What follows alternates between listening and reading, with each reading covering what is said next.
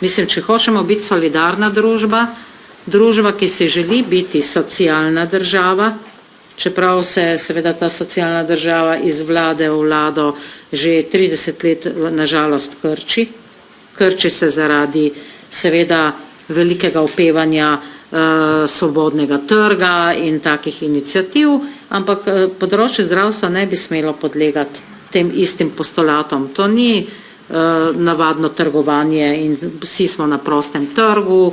Danes sem slišala opozicijsko kolegico, kako je rekla, ljudje si želijo svobodne izbire. Ja, tisti, ki imajo kaj, tudi bančno kartico dobro podkrepljeno, ne samo zdravstvene izkaznice. A veste, z bančno kartico dobro naloženo bi tudi jaz lahko si svobodno izbirala super zasebne zdravstvene storitve.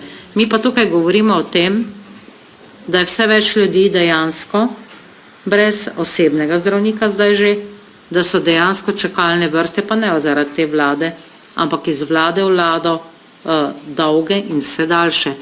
In če kateri zakon, kjer jaz vidim, da so se začeli neki ukrepi dogajati v to smer, ki bi lahko vplivali tudi na skrajševanje čakalnih vrst, pa to, oprostite, ta zakon,